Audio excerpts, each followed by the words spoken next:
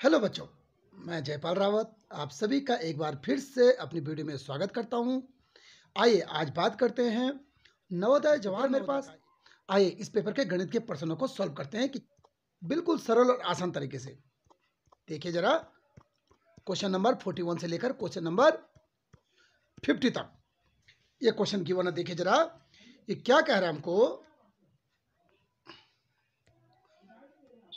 ये कह रहा है हमको, पहला क्वेश्चन देखिए जरा, ये कह रहा है एक फल वाला 10 रुपए के 2 आम के भाव पर आम खरीदता है तथा 18 के 3 आम के भाव पर बेचता है। उसका लाभ, उसका प्रतिशत लाभ या हानि क्या है। तो इस तरह के क्वेश्चन किस तरह से करते हैं कि एक जिस तरह से ये 10 रुपए के 2 आम खरीद के लाता है और 18 रुपए के 3 आम बेचता है, तो उसे लाभ हुआ कि हानि हुआ। तो हम क्या कर देते हैं, एक तरफ यहाँ रुपए लिख देते हैं और एक तरफ यहाँ आम लिख देते हैं। क्लियर है चीज। एक तरफ यहाँ हमने रुपए लिखा, एक तरफ हमने आम लिखा। तो रुपए कितने थे, पहले 10 रुपए था, और आम कितने खरीद के लाता है, 2 आम खरीद के लाता है। फिर 18 रुपए में कितने आम लाता है, 18 रुपए में 3 आम, ये 18 के 3 आम बेच देता है। क्लियर है चीज। अब मल्टीप्लाई कैसे करनी, ऐसे करनी, इसकी गुणा ऐसे कर दो जरा। देखिए जरा, 3 दशा यहाँ 30 और हमारे पास ये 18 दूनी 36। इसका मतलब ये हुआ कि 30 रुपए के आम खरीद के लाता है और 36 रुपए के बेच देता है। ठीक है, इसको हम बोलते हैं क्रय मूल्य और इसको बोलते हैं हम विक्रय मूल्य। इसको क्या कहते हैं, विक्रय कहते हैं। क्लियर, ये चीज पता लगी होगी। अब एक क्रय हो गया, एक विक्रय हो गया। इसका मतलब हमें लाभ हुआ कि हानि हुआ, लाभ हो गया। कितना का लाभ हुआ हमें, 36 में से 30 गया तो 6 रुपए का लाभ हुआ। तो यानी कि हम कहेंगे लाभ बराबर 6 रुपए का। ठीक है, अब हम लाभ प्रतिशत अगर निकालेंगे तो लाभ प्रतिशत बराबर क्या हुआ, लाभ बटे क्रय मूल्य, यानी 6 लाभ बटे क्रय मूल्य यानी कि 30 और इंटू 100। ये वाला लाभ प्रतिशत देखो जरा, 0 से 0 कटा, 3 दूनी 6 हुआ और 10 दूनी 20, यानी 20% का लाभ हुआ। कितना हुआ, 20% का लाभ हुआ। क्लियर है चीज। आइए अगला क्वेश्चन देखते हैं जरा किस तरह से बनाते हैं। देखिए जरा, इस ये वाला क्वेश्चन क्या है, 1.0102 का प्रतिशत मान क्या है। 1.02 का प्रतिशत मान, जब भी किसी चीज को प्रतिशत में बनाने, देखो ये प्रतिशत के चिन्ह ना आंसर में, यानी हमें इस क्वेश्चन को किस में बनाना है, प्रतिशत में। जब भी हमें किसी को प्रतिशत में बनाना है तो क्या करते हैं हम करते हैं 100 से गुणा, यानी कि 1.02 है, इसको हमने प्रतिशत में चाहिए, यानी 100 से मल्टीप्लाई। 100 से गुणा करो जरा जल्दी से, दशमलव को हटाया, दशमलव के बदले 1 लगाया नीचे और 2 अंक पीछे हैं तो 2 जीरो लगाए, 100 से 100 कटा यानी 102। आंसर कितना हुआ, 102%। क्लियर है पॉइंट। अगला क्वेश्चन देखो जरा। इससे पहले कोई भी स्टूडेंट मेरे चैनल पे अगर नया है तो सब्सक्राइब करना ना भूले, बेल आइकन को जरूर दबा दे ताकि सबसे पहले वीडियो आपके पास आए। आप लोगों के लिए मैं मेहनत कर रहा हूँ, आपके लिए मैं मैथ्स के बढ़िया बढ़िया प्रश्न बना रहा हूँ, तो आप लोग तो सब्सक्राइब जरूर करोगे, उम्मीद है। देखिए अगला क्वेश्चन क्या कहता है, 9 + 9 × 9 + 9 का मान क्या है। इसका मतलब ये क्या, यहाँ प्लस का चिन्ह भी है, मल्टीप्लाई का चिन्ह भी है और फिर प्लस है, तो किस चीज का ये क्या है, इसको बोलते हैं हम भागुजोग या फिर बॉड मास, है ना, ये होता है भागुजोग। ठीक है ये चीज। तो सबसे पहले भाग का चिन्ह है, इस पे नहीं है, भाग काट दो। गुणा का चिन्ह है, इन दो के बीच में गुणा है, तो दोनों को गुणा कर दो। 9 + 9 = 81 बना और प्लस 9 बना। ठीक है चीज। अब तीनों को जोड़ दो भाई, 9 9 18 और 81 कितना हुआ हमारे पास, 99।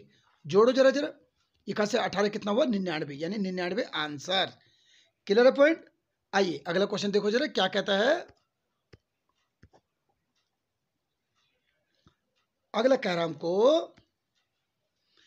अगला क्वेश्चन क्या कहता है, ये अगला क्वेश्चन कह रहा है, देखिए प्रतिदिन 1 रुपये 50 पैसे के अखबार खरीदता है। एक दिन में 1 रुपया 50 पैसे, प्रतिदिन एक दिन में 1 रुपये 50 पैसे के अखबार खरीदता है, यानी 1.5 कहते हैं इसको। क्लियर है। अब क्या कर रहा है, उसने जनवरी और फरवरी 2021 के लिए उसे कितने रुपए चुकता करना पड़ेगा, यानी चुकाना पड़ेगा। तो जनवरी में कितने दिन होते हैं, 31। फरवरी में कितने दिन होंगे, 28 होंगे ना, क्योंकि ये लीप वर्ष नहीं है। तो 8 1 9 और 3 2 5, टोटल 59 दिन हो गए। तो 59 दिन में उसे कितने पैसे देने पड़ेंगे, एक दिन में देता 1.5 रुपए, तो 59 दिन में कितना देगा, 59 इंटू 1.5 रुपया इतना देगा। क्लियर है चीज। अब इसको गुणा कर लो भाई, 15 नमा 135 का 5, कैरी लगा 13, 15 पंजे 75, 75 और 13 कितना हुआ हमारे पास 88, 88 और 0.1 अंक पहले, यानी 88 रुपये 5 पैसे, 88 रुपये 50 पैसे, 88 रुपये 50 पैसे देने पड़ेंगे। ठीक है ये चीज। आइए अगला क्वेश्चन देखो जरा क्या कहता है। अगला क्वेश्चन क्या कह रही है हमको कि बड़ी से बड़ी संख्या जो 34 से विभाजित होती है, इसका मतलब ये 3 अंकों, आंसर इन 4 में से एक है, सारे 3 अंकों की हैं। अब ये इनमें से 34 से कौन सा विभाजित है ना। तो क्या करेंगे हम, 34 के हम गुणनखंड कर देंगे। 34 के गुणनखंड क्या क्या बनते हैं, 2 और 17। इसका मतलब ये हुआ कि ये सारी संख्याएं ये 2 से भी और 17 से विभाजित होनी चाहिए। जो भी संख्या 2 और 17 से विभाजित होगी वही 34 से भी विभाजित हो जाएगी। तो 2 से तो सभी विभाजित होती है क्योंकि सारी सम संख्या है। 17 से भाग दो 52 में जरा, 17 से भाग इसमें 952 में दो जरा, तो देखो 17 पंजी 17 2 36, 17 51, 17 17 64, 17 पंजी 95, 2 नहीं जा रहा ना, ये नहीं जाएगा। तो 17 का भाग इसमें दो जरा, 17 का भाग दो किसमें 984 में, 984 में 17 पंजी 95 बना और 3 बना यहाँ से और यहाँ से 4 उतारा, तो 17 दूनी 34 पूरा पूरा जा रहा है। इसका मतलब क्या है, ये आंसर 984 में 17 का भाग जा रहा है, 2 का भी जा रहा है, इसका मतलब 34 का भाग भी जाएगा। क्लियर है पॉइंट। आइए अगला क्वेश्चन देखो जरा क्या कहता है।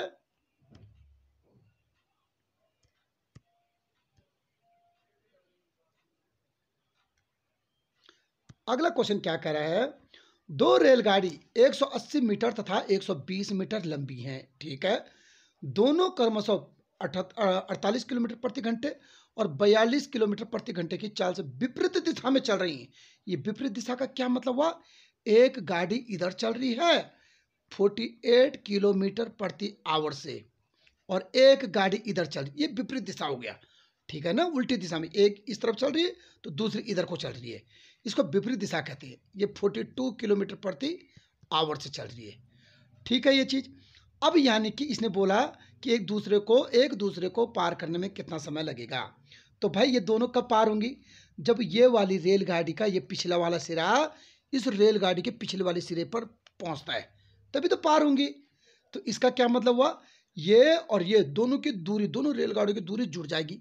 तो कितना दूरी कितनी हुई हमारे पास, यहां करते इसको देखो, तो दूरी बराबर कितना हो देखो जरा, 180 और 120 कितना होता है, 180 प्लस 120 ये कितना होता है जरा देखो जरा, 300 होता है, 300, ठीक है ये चीज।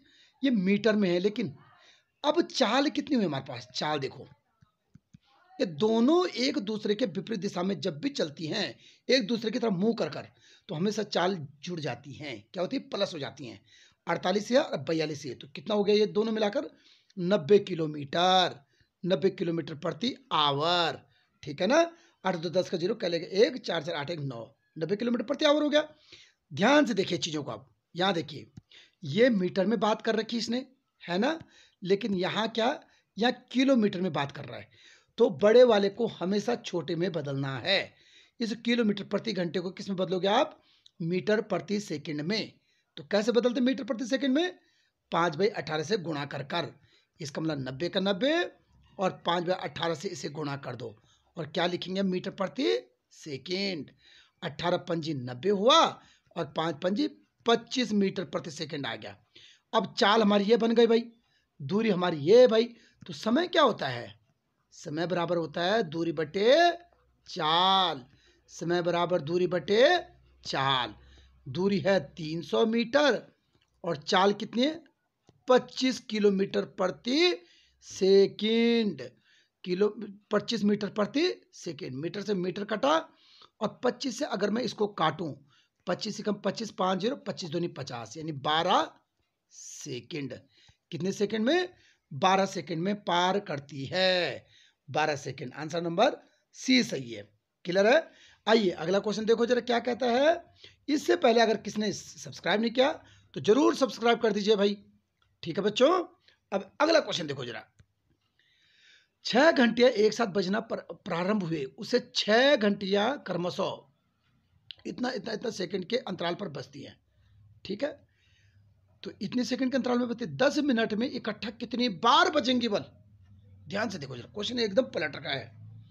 तो पहले इन सब का एलसीएम देखो जरा, 2 4, इसका एलसीएम का सबसे अच्छा तरीका क्या है देखो, 2 4 और इन 2 4 और 8 को काटो, इन सब का एलसीएम क्या आएगा? 8 आएगा। ठीक है, 8 6 और 12, 6 और 12 का एलसीएम 12 आएगा। सबसे पहले इसका एलसीएम निकालो। ठीक है ना, तो एलसीएम कैसे आएगा? 2 4 6 8 10 और 12 आया। देखो जरा, 2 से 2 एकम 2, 2 दूनी 4, 2 तिया 6, 2 चौको 8, 2 पंजी 10 और 2 छक्का 12। फिर 2 से आया, 2 का 1 का 1, 1 का 1, 3 का 3, 2 दूनी 4, 5 का 5, 2 तिया 6। फिर 2 से आया, देखो जरा, 1 1, यहाँ 3 में 2 का भाग जाएगा तो 3 का 3 ही रहेगा, 2 का भाग 2 में जाएगा, 2 एकम 2, 5 का 5 या 3 का 3। अब 3 से देखो जरा, 1 का तो 1 बचेगा, 1 का 1 बचेगा, 3 में भाग जाएगा तो 1 बार जाएगा, ये 3 5 में भाग नहीं जाता तो ऐसे उतारो, 3 का भाग 3 में गया तो 1 बार गया। अब 5 से 2 जरा, हो गया ना सारा, 1 आ गया, 1 आ गया, 1 आ गया, 1 आ गया, 1 आ गया। तो एलसीएम कितना हुआ इसका? 2 दूनी 4 और 4 दूनी 8, 8 पंच 40 और 40 दिया 120, यानी 120 इसका एलसीएम आया, 120 सेकंड। ठीक है, अब ध्यान से देखो जरा, इसका मतलब क्या हुआ ये? इसका मतलब एलसीएम कितना है इसका?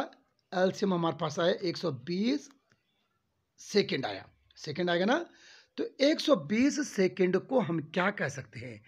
120 सेकंड को हम कितने मिनट बोल सकते हैं इसको? 120 सेकंड को अगर मैं मिनट में बनाऊं तो क्या बोलेंगे हमारे पास, है ना? 120 इंटू 1/60 मिनट। क्लियर है चीज? इससे ये कटा, 6 दूनी 12, यानी कि 2 मिनट में, प्रत्येक 2 मिनट में एक साथ बजती हैं, 2 मिनट में एक बार बजती है। ये बोल रहा है 30 मिनट में कितनी इकट्ठा कितनी बार बजेगी। ये कितना मिनट बोला होगा इसने? 30 मिनट बोला, कितना मिनट बोला ये? इसको हल्का सा काट दे, क्या 30 मिनट में? ठीक है, अब यहां से देखो भाई, अब इसका क्या मतलब हुआ? इसका मतलब हुआ भाई 2 मिनट में एक साथ बजती हैं, 2 मिनट में बजते हैं बराबर एक बार, तो 1 मिनट में बचेगी बराबर 1/2 बार, और 30 मिनट में बजेगी बराबर कितना? 1/2 इंटू 30, यानी कि 15 बार। कितनी बार बजेगी? 15 बार, 15 बार एक साथ बजेंगी। क्लियर है ये चीज? ठीक है ना। आइए अगला क्वेश्चन देखो जरा, क्या कहता है? अगला क्वेश्चन क्या कहा? एक आयताकार बगीचे के चारों ओर तार से घेरे का खर्च क्या होगा? चार से, ये देखो एक आयताकार बगीचा कैसा होगा ये? ध्यान से देखो जरा, ये बगीचा इस तरह, ठीक है, ये बगीचा ऐसा है, और इसकी लंबाई और चौड़ाई क्या? लंबाई और चौड़ाई क्या? 15 और 17 है। इसका मतलब ये 15 मीटर है और ये 17 मीटर, मैंने छोटा बना दिया थोड़ा, कोई बात नहीं। ठीक है, जबकि प्रति मीटर तार का खर्च 9 रुपये, 1 मीटर का खर्च क्या है? 9 रुपये। तो भाई इसके चारों तरफ यहाँ से यहाँ बाड़ लगानी, इसको ये बाड़ लगानी है। तो पहले तार, कितनी तार आएगी? यहाँ से तो 15 मीटर ही होगा, 17 मीटर ही होगी, फिर 15 मीटर होगा, फिर 17 मीटर होगा, तो टोटल कितनी तार होगी? देखो जरा, यानी कि ये भी 15, ये भी 15 है ना, यानी ये बना 15 15 30 और प्लस 17 17 34, टोटल यानी कि 64 मीटर तार चाहिए, है ना। अब ये बोल रहा है 1 मीटर का खर्चा, प्रति मीटर तार ना, 1 मीटर तार का खर्चा 9 रुपये। 1 मीटर तार का खर्चा कितना है? बराबर 9 रुपये है ना। तो 64 मीटर तार का खर्चा कितना हुआ? सोचो जरा, 9 इंटू 64, क्लियर पॉइंट। तो 9 चौको 36 का 6, कैरी लगा 3, 9 छक्का 54 और 3 50, 54 3 57, 576 रुपया, 576 रुपया। ठीक है, ये चीज क्लियर है पॉइंट। अगला क्वेश्चन देखो जरा, अगला क्वेश्चन क्या कहा? 3 के प्रथम 5 समगुणज क्या है? समगुण यानी क्या होना चाहिए? समगुणज चाहिए हमको, ठीक है। तो 3 के गुणज होते क्या? 3 के गुणज होते हैं 3, 6, 9, 12, 15, 18। देखिए बच्चों, 3 के प्रथम 5 गुणज चाहिए ना, तो 3 के गुणज होते क्या है? समगुणज चाहिए हमें, समगुणज। तो पहले इसको देखो, क्या ये समगुणज है? ये सम नहीं है, ये विषम है, ये भी विषम, इसका मतलब आंसर गलत है। इसमें सारे सम है क्या? ये भी गलत है, ये विषम है, यहाँ ये भी विषम है।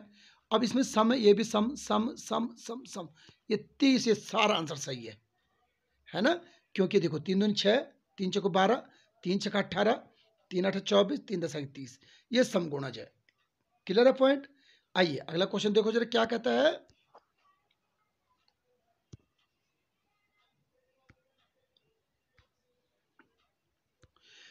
अगला क्वेश्चन कहता है 6257 में अंक 2 एवं 5 की स्थानीय मान का गुणनफल।